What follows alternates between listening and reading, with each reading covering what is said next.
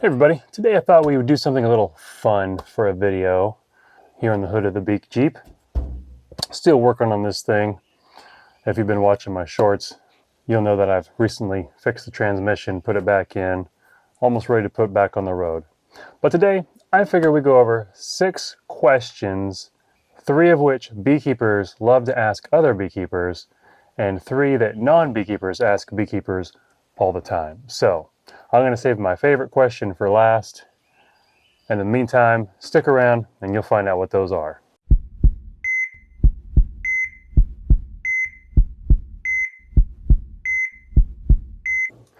Welcome back to the Hive Doctor, everyone. So, let's do the first 3 questions that non-beekeepers tend to ask beekeepers, especially when they first meet them, because not everyone knows a beekeeper.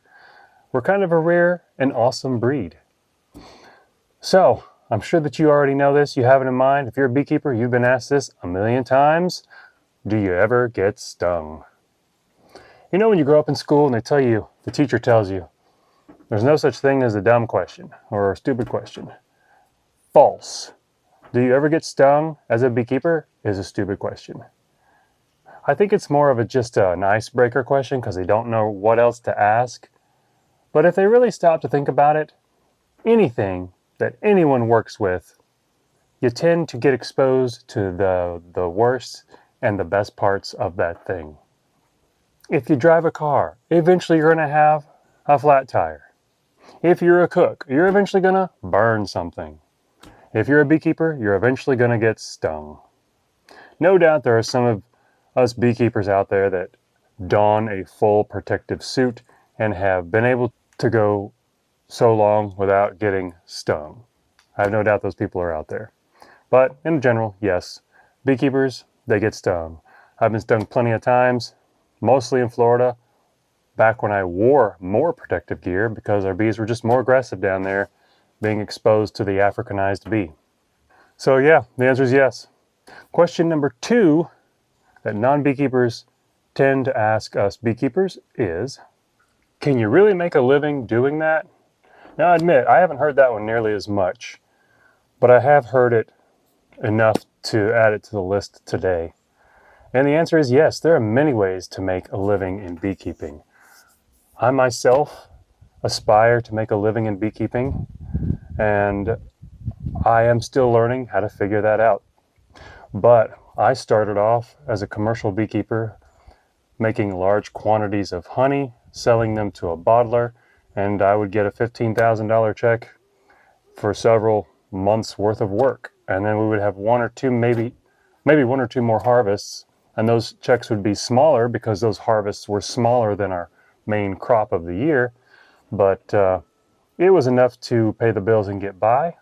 I wouldn't say it was terribly comfortable, but at the same time I was doing that, I knew commercial beekeepers that were renting out their colonies for pollination fees. That's where the money's at in beekeeping, is pollination. They would get paid hundreds of thousands of dollars, and that's mostly because they ran thousands of bees. They would send them out to California for almond, bring them back. Of course, they had to pay shipping both ways, but that was really just a drop in the bucket, so to speak, a honey drop. And so they did really well. Honey, their bees, yes, happened to make as a byproduct of their operation, and generally was in their way. They would often have to extract the honey just to get their colonies light enough to be able to load back onto a truck and ship back out. And so they would end up with barrels and barrels and barrels of honey, and I'm talking 100 or more. And so that was another paycheck to just add to their already a lot of money. They made more than $1 million a year. And of course there's other ways to make a living doing beekeeping, but yes, it's possible. If you know how to stick with it, you learn the craft fast enough, and you learn to play with numbers, because it's really a numbers game, and you learn the market well. And a third question that non-beekeepers tend to ask beekeepers, not really a question, it's more like they tend to bring something up. Like, oh, did you hear that one documentary about the secret of the bees? Or did you hear that bees can recognize their beekeepers' faces? Or they'll tell you a story about one time when they were stung. That's generally what you end up hearing. when you talk to a non-beekeeper and they find out that you keep bees. Now let's go over 3 of the most common questions that a beekeeper will ask another beekeeper when they meet for the first time. And I'm going to save my favorite one for last, like I mentioned. One of the biggest ones is, oh, what kind of strain or genetic strain do you run? What kind of queens do you like to have? Do you like Italians, Russians, Saskatraz, Carniolan, you name it. They love to know about the genetics that you are running in your operation. And I think that question mostly stems from, I really want to tell you what genetic strain I run, but I'm going to do you the respect of asking you first to open up the conversation so that I will have listened and you will hopefully reciprocate and listen to what I also do. It's kind of an icebreaker where we get to find some common ground, but at the same time, most beekeepers are less about common ground and more about, oh, my way is right. But there's definitely still plenty of beekeepers out there that are very open-minded and they just want to learn maybe a better way, more efficient way than what they currently do. So there's every sort of beekeeper out there. Another big question, especially come springtime, that beekeepers love to ask other beekeepers is, what was your percentage of winter loss? You know, how many hives did you lose? And I prefer to turn that around when I'm asked that question personally. I'm not a pessimistic person. I'm also not like overly optimistic. I'm kind of somewhere in the middle. Sometimes I'll go one way, sometimes I'll go the other, but I generally balance out back in the middle. I prefer to think of my colonies that survive the winter. I like to think of them and ask other beekeepers, if I'm going to, what was your survival rate? I want to focus on that part. I feel like where I put my focus is generally where my energy is going to go. And if I focus on how many dead outs I had, I'm just going to dwell on that and not pick up and move on with the ones that, you know, are still going. And I'm not saying that maybe you're super pessimistic if that's the way you think. Just letting you know the way that I prefer to think about it. Survival rates over loss. It's going to be a win in my book any day. Okay, now before we get to my absolute top question, I decided to throw in a bonus before that last one. One of the bonus ones, the big ones that beekeepers love to ask other beekeepers is, how do you treat for mites? And I think that's mostly because there's just so many ways of doing it. There's a ton of different things on the market that are available for treating for mites. Some are mite resistant, some are natural. Some beekeepers say, oh, that killed my queen. Well, this didn't do anything at all. And what it really is that beekeepers have not been taught that not all treatments are made equal. They're different. They each have a different intention behind them. And I think when I've seen other beekeepers learn that, they come up with a better Varroa mite management program for their bees, and they're able to stay on top of